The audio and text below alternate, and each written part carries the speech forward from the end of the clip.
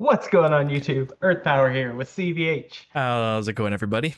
We're back with more deck profiles this week. This week includes Fire Nature Nemonex versus its first play-in match of Dark Fire Nature Mykees Pliers. And those two will be pitted against the Gatekeeper in this match, Light Water Dark Marino Tempo. So a lot of new decks for you this week, all in a quick, contained little video. So I'm Yeah, excited to where bring else them can to you you. get content like that? Just here. Yeah, if you want to see Channel Earth Nemonex Power, versus man. Mykees Pliers, it's Channel Earth Power.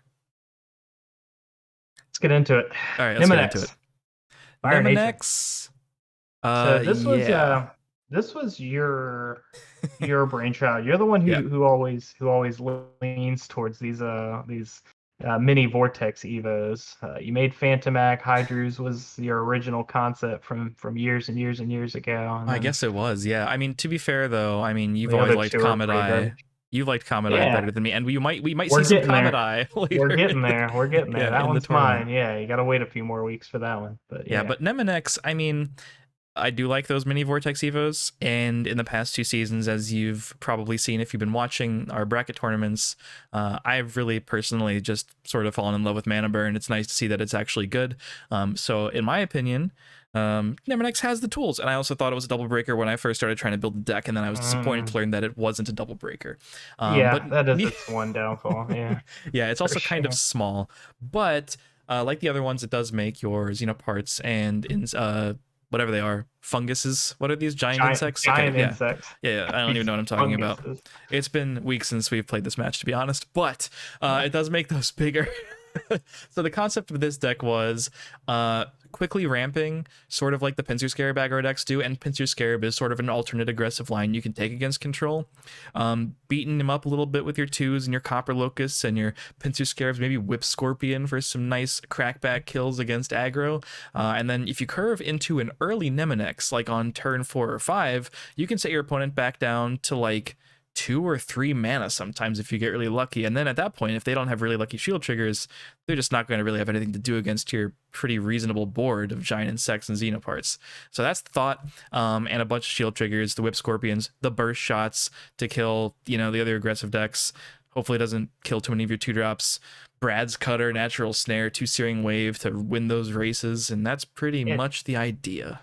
yeah, it's fitting with the theme, right? Like all these triggers and these mini vortex decks. But yeah, Copper Locust is another one of those cards that I think you and I have been high on probably the past couple of seasons, but just really haven't been able to find a deck to fit it in.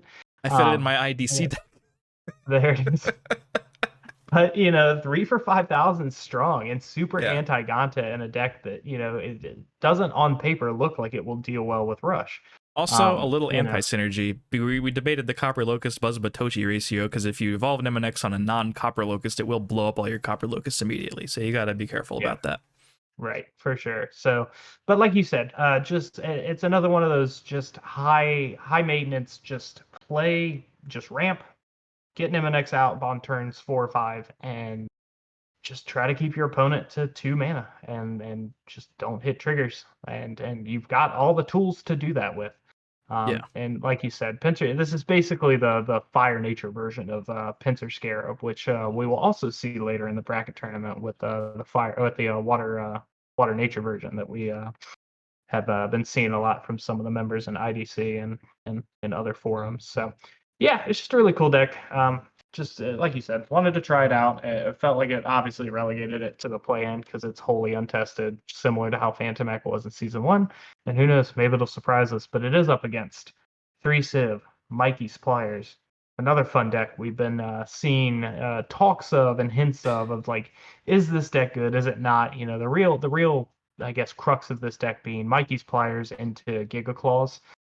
Because if you attack with any other creature, you can play Mykees Pliers and give Giga Claws with its Turbo Rush the ability to discard your opponent's entire hand.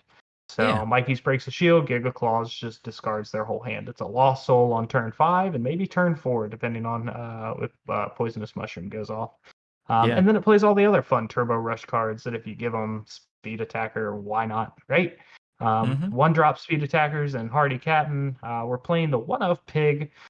which I ended up taking one of the, I think it was originally 4 Hardy Captains, but we wanted to kind of have a stronger 2-drop to curve with. I think that was just, we wanted to play this deck more like a mid-range, since the top end of this curve with Gallic and Miraculous Rebirth just really helped the deck get there. I will say the one downside of this deck is that everything outside of Ganta has 2,000 power. And Yeah, up and against the it's a list you forward saw shot deck. prior, yeah, up against Well, hey, I mean, at least you Nemonex. have the Gantas. Like, I'm not even playing. I'm playing a Fire Nature deck, Nemonex, that doesn't even have Ganta. So I was sacrificing card quality there when you cut Ganta for Brad's Cutter, I'll tell you. But yeah, to your point, like, Hardy Captain isn't really like a one-cost attacker in this deck so much. I mean, you can, but it's more of just a one-cost speed attacker with the Pliers. But yeah, a lot of cool things to curve into. And on the top end, you have Gallic, which can be really annoying for some of the control decks, Hydra Hurricane decks, and Miraculous Rebirth is great. You have guards on every part of the curve up till 5. Right, like this deck has a strong curve otherwise, even if you're not curving into Mykees. But this deck very similar to a lot of the Mystrios decks that it want that where you just want to stick a Mystrios and that's how you win the game. If Mykees sticks for a turn or two, you're probably in a very good position to win. But being able to stick Mykees is the harder part of that. So if you can, off to the literal races. Everything in this deck gets a speed attacker if Mykees Pliers stays on the field.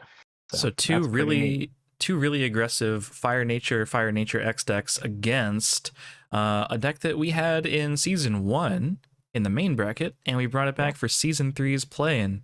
Carl, what have we changed in Marino tempo? Yeah, so kind of gearing it away more from control, right? And I think we tried to relegate Marino more as a control card when we realized, now just kind of how Duel Masters has evolved. Hydra Hurricane has really taken that slot and kind of does what we were trying to do with Marino, control better. And just leaning way more into the tempo side of things and a stronger early curve and really curving out with Crazed Valkyrie and Blue Mercus and letting them do the heavy lifting, trying to win on 6 and still having Lost Soul if the game does need to go long against some of the other control decks. Yeah, I can't remember. Someone posted a Marino list a long time ago in the IDC chat. They might have won with it. I'm thinking maybe Himne is the name that pops up, but I don't know if I'm right. It was a deck similar to this that I think maybe even won an IDC. And a lot of the idea was, Ghost Touch early is fine. You're just like trading off card advantage, and you're both going to be starved for cards, but this deck has the ability to jump back with Marinomancer, get a +3 ideally, or at least a +2, and then you're just, good to go. You've starved your opponent, and now you've refilled your hand, and then you lead into turn 6, which is either one of your bombs like Bloom or Crazed Valkyrie, which you can see 5 of total in the deck, so you've probably seen one, or just 6 cost worth of more discard to just, bury your opponent with another Locomotive or Clamp, plus a Ghost Touch, or maybe a blocker or something like that if you need to. And then, you can be attacking on those turns 4 through 6, really, and either you win the game or you can just blow them out with a Lost Soul after you give them a bunch of shields to their hand. So, really more of an aggressive deck. This deck does want to just play to the board early, just make a wall of blockers against those aggro decks so it doesn't get blown out that way, and just win via card advantage and an overwhelming board against the slower decks. Right, and I mean, looking at it just on paper too, this deck has some of the strongest cards at any turn in the game, right? So, Sarius is just your 2 for 3K. Taking it back classic. It's just one of the biggest cards you can play on turn 2 that's not Ganta for early defense. Tajamal like... on 3 also is just again incredible defense, but leads into tempo. Finally, back to 4 Tajamals. 14-year-old me is thrilled, to be honest. Yeah, the 4-drop selection in this deck is incredibly strong. Love seeing 4 Magris, 4 Loco, 2 Clamp. And like you said, like every turn in this deck can either net advantage or start to starve your opponent. A turn 2 Ghost Touch into a turn 4 Clamp, if you're on the draw, can just have your opponent at no cards on turn 4, which is really strong. And then to follow that up with a Marino and then lean into, if you played the Sarius or Tajamal on 3 or 2 or whatever that was, like just crazy like the deck's strong and has a lot of really cool lines that it can play into based on its matchup, and it just makes it high utility and one of the cooler tempo decks in my opinion. And still gets to play a really fun top end with all of the best triggers and Holy Altar Pit and Also, because why not? Yeah, I mean, if I'm being honest, I think Marino Mancer is probably potentially one of my favorite cards. I think I've said that a long time, but I've always loved the card. I've loved the art. I've loved the effect. I like drawing cards, and I like these 3 colors in particular. They're very in line with the kind of things that I like to do. So, yeah, we'll see how this does against one of the more up and comers, scrappy, weird, aggressive decks in Nemonex and Mykees. Leave a comment. Let us know who's going to win between Mykees and Nemonex. And then is Marino going to gatekeep, or is that deck gonna take it? Yeah, for sure. So stay tuned. Next couple of days, guys. We're going to continue to follow this format week after week. Next week we will be getting into. That's not it. There it is. It's Light, Fire, Nature, Jungle, Water Nature, Pincer, Scarab. Yeah, versus, so more fun Light, decks Fire, from the Rush. community. Yeah, lists that we pulled from, and then everybody's favorite Light, Fire, Rush. The Rush deck we have yet to feature on the channel. The last Civ combination, if you will, since after Darkfire just taking a heavy loss in our first play-in match of season 1 or It's season 3. Excuse me. Yeah. So Lightfire's trying to get it back for it. But yeah, stay tuned, guys. Next couple of days, Nemonex versus Mykees Pliers, and then the winner of that will go on to face Marino Tempo. Like, comment, subscribe. You guys know what to do. Leave a comment. Let us know what you think of all these decks. And until next time, peace.